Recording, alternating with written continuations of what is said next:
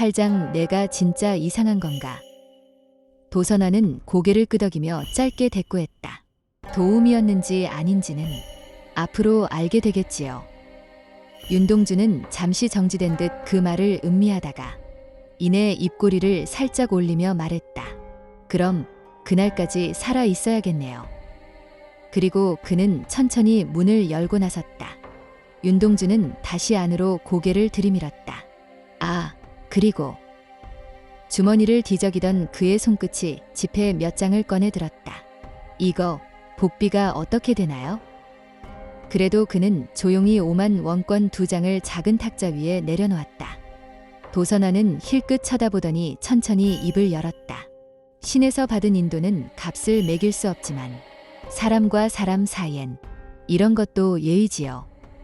말은 사무적으로 했지만 그녀의 눈빛은 어쩐지 한결 부드러워졌다. 윤동주는 어색하게 웃으며 다시 인사했다. 다음에 더 좋은 일로 뵐게요. 그래요. 좋은 일이든 아니든 결국 올 사람은 오게 되죠. 그 말에 윤동주는 잠시 정색했다. 그럼에도 불구하고 그는 명함을 가슴 안주머니에 깊숙이 넣고 다시 한번 고개 숙여 인사한 후 조용히 문을 나섰다. 다 문이 닫히는 소리와 함께 그의 뒷모습이 좁은 골목 저편으로 사라졌다. 윤동주는 점집의 문을 조용히 닫고 고개를 들어 하늘을 잠시 바라봤다. 구름은 낮게 깔려 있었고 봄 햇살은 멍하니 서 있는 그의 어깨 위에 무겁게 내려앉았다. 휴. 조용히 걸음을 옮겨 좁은 골목길을 따라 주차된 자신의 경차 레이 앞으로 다가갔다. 은색 바디, 옆면은 약간 긁힌 자국. 그리고 아뷰리 한편엔 딸 수정이가 붙여준 작은 토끼 스티커. 그 스티커가 괜히 눈에 밟혔다. 운전석 문을 열고 앉자 좁은 실내에 익숙한 냄새가 밀려들었다.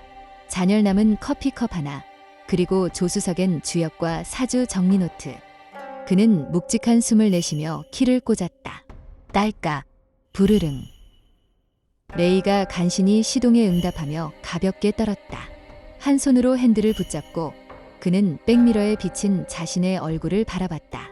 어딘가 낯설고 피로에 절은 중년의 남자. 그래, 윤동주. 미쳤다 치고 가보자. 기어를 뒤에 놓고 브레이크를 떼자 레이는 묵묵히 앞으로 굴러갔다. 윤동주는 핸들을 붙잡고 집으로 향하기 시작했다. 하루가 아니라 몇 달은 지난 것 같았다. 요이성 산불, 고운사, 정체불명의 점집, 그리고 봉인이라는 단어까지 평범했던 일상이 오늘 하루 만에 전복돼 버렸다. 하, 진짜 나한테 왜 이런 일들이 생기는 거지? 차문을 열자 차가운 밤 공기가 그대로 얼굴을 덮쳤다. 그는 천천히 현풍의 낡은 원룸 건물 앞으로 다가갔다. 3층짜리 건물, 그중 2층이 그의 공간이다. 엘리베이터 따윈 없고 복도 센서도 지멋대로. 매번 한 칸쯤은 어둠 속을 지나야 불이 켜졌다. 센서야, 오늘은 좀 알아서 켜지자. 나 진짜 지쳤다. 계단을 한 발씩 디딜 때마다 무릎에서 소리가 났다. 40 중반 넘은 줄 알았는데 신줄이니 이 정도면 양반이란 생각도 들었다. 몸보다 더 무거운 건 머리였다. 고운사에서 본 형상, 점집에서 들은 이야기, 도선아의 눈빛, 그게 머리 안에서 계속 회전하고 있었다. 현관문 앞에 섰을 때 한참을 가만히 있었다. 비밀번호는 손이 기억하고 있었지만 열고 들어가는 게 망설여졌다. 방 안에 아무도 없다는 걸 너무 잘 알기에 삐삐삐지. 문이 열리자 익숙한 곰팡이 냄새와 함께 어두운 방이 그를 맞았다. 형광등 하나, 전기장판 하나, 식탁 위엔 며칠 전 먹다 남은 컵라면 국물, 책상 위엔 논어, 사주팔자 입문, 주역 강의 노트가 삐뚤빼뚤 쌓여 있었다. 그는 코트를 벗어 아무렇게나 의자에 던지고 한숨처럼 말해버렸다. 이게 진짜 내 인생이냐. 바닥에 몸을 뉘이자마자 등에서 뚜두둑 하고 소리가 났다. 눈은 감겼지만 머릿속은 계속해서 재생 중이었다. 봉인이 풀렸다고. 악기를. 내가. 말도 안 되는 소리였지만 이상하게 진지하게 받아들이게 되는 자신이 더 이상했다. 현풍의 조용한 밤. 그 조용함 속에서 윤동주는 오늘 하루를 뒤늦게 실감했다. 진짜 돌아올 수 없는 데까지 온 거 아냐? 햇살이 야른 커튼 사이로 스며들며 방 안을 흐릿하게 물들였다. 윤동주는 천장을 바라보며 천천히 숨을 쉬었다. 심장은 고요했다. 몸은 여전히 피곤했지만 머리는 무거운 꿈에 잔재가 없었다. 불안과 안도 사이 그는 한참을 누워 있었다. 아무 일도 일어나지 않는 게 오히려 낯설어서 마치 누가 장난치고 있는 것 같았다. 침대 옆 작은 탁자 위에는 펼쳐진 채 덮인 주역 입문서와 찌그러진 물컵이 놓여 있었다. 그냥 내가 너무 지쳐서 꺼진 걸지도. 윤동주는 천천히 몸을 일으켰다. 방은 변한 게 없었다. 책, 냄비, 전기포트, 그리고 월세 계약서. 그래도 오늘은 묘하게 조용했다. 마치 조용함 자체가 경고인 것처럼. 그는 부스스한 머리를 쓸어올리고 창밖을 내다봤다. 어디선가 개 짖는 소리, 출근하는 사람들, 평범한 아침의 일상. 그제야 중얼거렸다. 다행이네. 오늘은 버틸 수 있겠지. 윤동주는 여느 때처럼 출근복 차림으로 원룸을 나섰다. 회사는 걸어서 5분 거리, 진짜로 코앞이었다. 슬리퍼 대신 운동화를 신고 머리는 대충 손바닥으로 쓸어 넘긴 채 편의점 앞을 지나고 건널목을 건너니 벌써 익숙한 회사 간판이 보였다. 오늘은 진짜로 들어가는 건 아니고. 엘리베이터 대신 계단을 택한 그는 한 층씩 올라가며 가슴을 다독였다. 사실을 말할 순 없었다. 귀신이 보였고 악기를 잡아야 한다는 말은 팀장이 들으면 바로 정신과 소견서 요구할 내용이다. 사무실 문을 열자. 어이 윤 과장, 오늘은 좀 늦었네. 어제 또 늦게 잤죠. 익숙한 농담이 날아왔다. 윤동주는 싱긋 웃고 그대로 인사과 쪽으로 향했다. 팀장님, 잠시 말씀 좀 드려도 될까요? 그리고 몸이 좀 안 좋아서요. 오늘부터 일주일 연차 쓰겠습니다. 팀장은 눈을 흘기다가도 윤동주의 캥한 얼굴을 보고는 고개를 끄덕였다. 병원은 가봤고, 간단한 검사만 좀. 몸살기가 있어서요. 그래, 요즘 환절기니까 잘 쉬고 대신 다음 주부터는 제대로 복귀해. 네, 감사합니다. 그는 고개를 꾸벅 숙이고 사무실을 조용히 빠져나왔다. 회사에서 무사히 연차 처리를 마친 윤동주는 근처 조용한 골목의 벤치에 앉아 스마트폰을 꺼냈다. 미세먼지 섞인 봄바람이 살짝 스쳤지만 그의 마음속은 한겨울처럼 꽁꽁 얼어 있었다. 내가 진짜 이상한 건가? 불에 탄 고운사, 어머니를 찾다 듣게 된 목소리, 그리고 심장 뒤편에서 꿈틀대는 이름 모를 이물감, 환각, 망상. 그 단어들이 점점 현실의 기초가 되어가는 느낌. 그리고 그 위에 더 씌워진 두려움. 한 번은 확인해봐야지. 그는 스마트폰 검색창에 대구 현풍 신경정신과 예약이라고 조심스레 입력했다. 결과는 꽤 많았다. 편한 마음 클리닉, 마음자리 정신과, 현풍 마음 쉼터. 이름만 보면 죄다 감성 카페처럼 생겼지만 그는 진심이었다. 이젠 웃기지도 않는다. 귀신이 어쩌고, 내가 왜 이딴 걸 말하고 있지.